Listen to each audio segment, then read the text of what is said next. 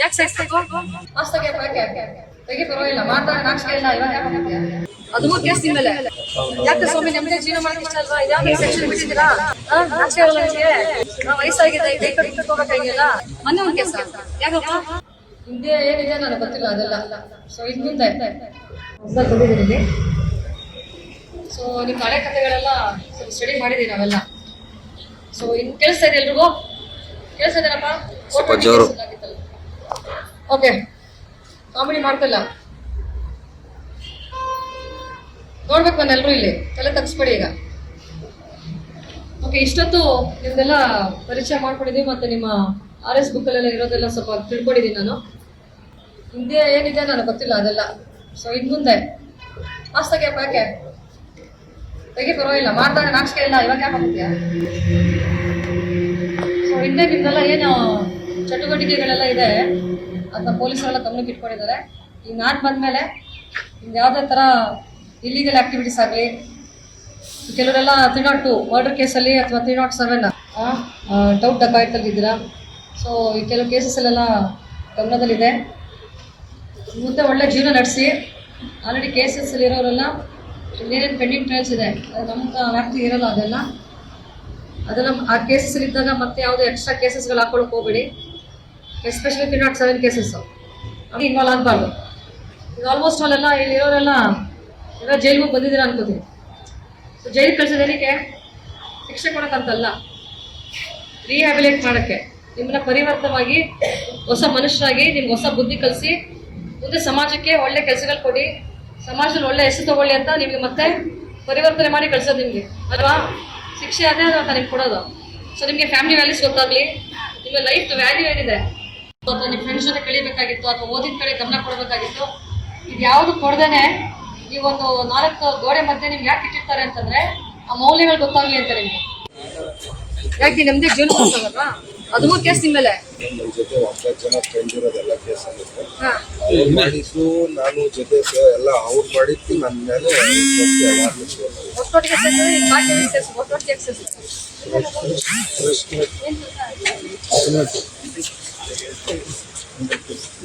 ಯಾರು ಸಾಯಿಸ್ದೆ? ಯಾಕೆ ಸಾಯಿಸ್ಬೇಕು?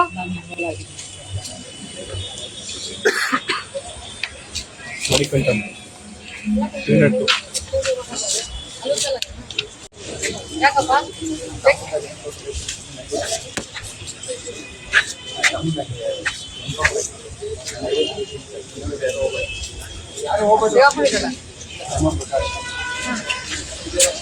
ಏನು ಕೇಸು? 6 ಕೇಸಾ? ಯಾವಾಗ ಆಗಿದೆ ಕೇಸ್? ಯಾಕೆ ಸ್ವಾಮಿ ನಿಮ್ದೇ ಜೀವನ ಮಾಡಕ್ಕೆ ಇಷ್ಟ ಅಲ್ವಾ? ಇದ್ಯಾವ್ದು ಸೆಕ್ಷನ್ ಬಿಟ್ಟಿದ್ದೀರಾ? ಯಾವ್ದು ಕ್ರಿಮಿನಲ್ ಸೆಕ್ಷನ್ ಬಿಟ್ಟಿದ್ದೀರಾ ಹೇಳಿ? ನಾಚಿಕೆ ಆಗಲ್ಲ ನಿಮಗೆ? ಯಾಕೆ ಬೇಕಿದ್ದೀರಲ್ಲ? ವಯಸ್ಸಾಗಿದೆ, ಕೈ ಕಟ್ಟು ನಿಂತ್ಕೋಬೇಕಾಗಿಲ್ಲ. ಏನ್ ಹೆಸರು ನಿಮ್ದು? ಮನೇಲಿ ಯಾರು ಇರ್ತಾರೆ?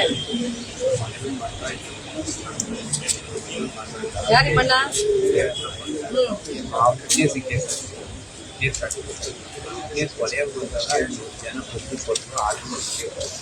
302 ಯಾಕಾಯ್ತು? ಮಕ್ಳೇನ್ ಮಾಡ್ತಾವ ನಿಮ್ದು? ಸೆಕೆಂಡ್ ಇಯರ್ ಒಬ್ಬ 7ನೇ ಕ್ಲಾಸ್.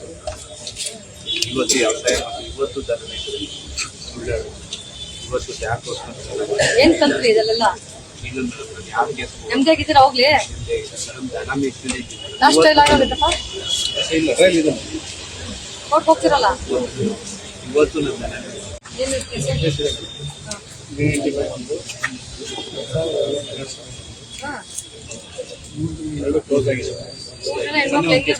ಮೊನ್ನೆ ಒಂದು ಕೇಸ ಯಾಕಪ್ಪ?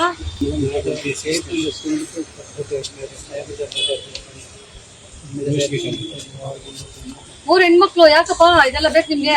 ನೆಮ್ಮದಿ ಇರಕ್ಕಾಗಲ್ವಾ ಜೀವನದಲ್ಲಿ? ನಿಮ್ಮ ಹಳ್ಳಿನ ಏನ್ ಮುಖ ತೋರಿಸ್ತೀರ ನೀವು?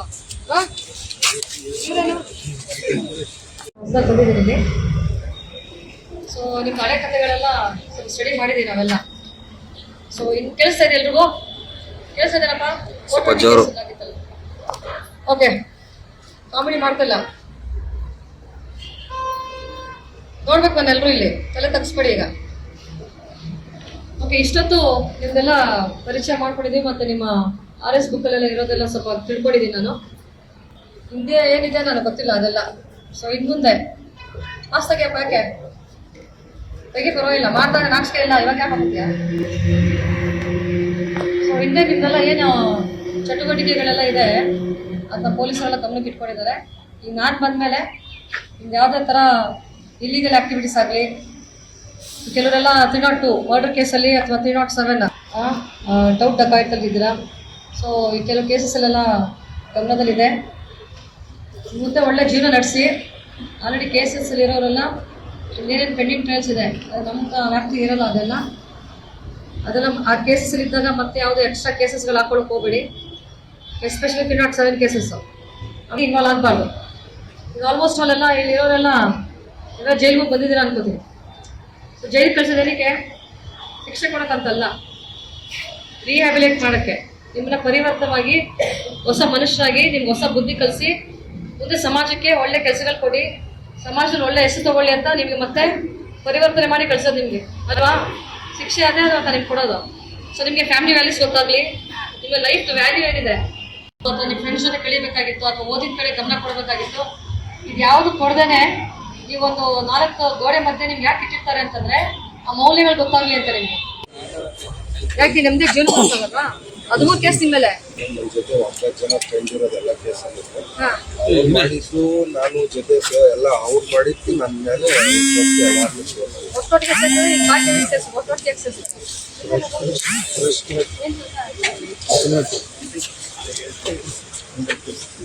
ಯಾರು ಸಾಯ್ತೆ? ಯಾಕೆ ಸಾಯಿಸ್ಬೇಕು?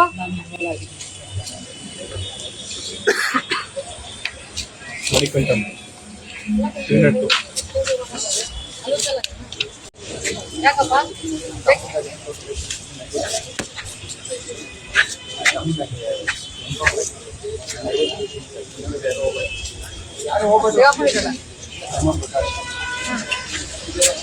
ಏನು ಕೇಸು? 6 ಕೇಸಾ? ಯಾವಾಗ ಯಾಕೆ ಸ್ವಾಮಿ ನಿಮ್ದೇ ಜೀವನ ಮಾಡಕ್ಕೆ ಇಷ್ಟ ಅಲ್ವಾ? ಇದ್ಯಾವ್ದು ಸೆಕ್ಷನ್ ಬಿಟ್ಟಿದ್ದೀರಾ? ಯಾವ್ದು ಕ್ರಿಮಿನಲ್ ಸೆಕ್ಷನ್ ಬಿಟ್ಟಿದ್ದೀರ ಹೇಳಿ? ನಾಚಿಕೆ ಇರಲ್ಲ ನಿಮ್ಗೆ? ಯಾಕೆ ಬೇಕಿದ್ದೀರಲ್ಲ? ವಯಸ್ಸಾಗಿದೆ, ಕೈ ಕಟ್ಟು ನಿಂತ್ಕೋಬೇಕಾಗಿಲ್ಲ. ಏನ್ ಹೆಸರು ನಿಮ್ದು? ಮನೇಲಿ ಯಾರು ಇರ್ತಾರೆ? ಯಾರು ನಿಮ್ಮಣ್ಣ?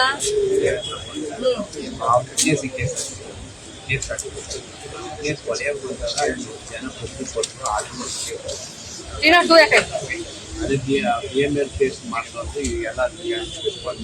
ಮಕ್ಳೇನ್ ಮಾಡ್ತಾವ ನಿಮ್ದು?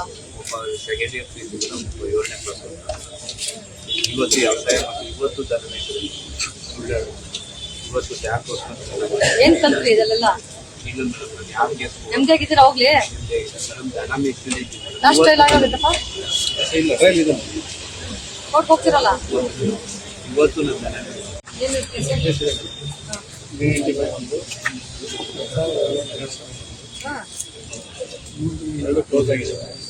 ಹೆಣ್ಮಕ್ಳು ಹೆಂಗಿರ್ಬೇಕ್ರೆ? ಮೊನ್ನೆ ಒಂದ್ ಕೇಸ ಯಾಕಪ್ಪ?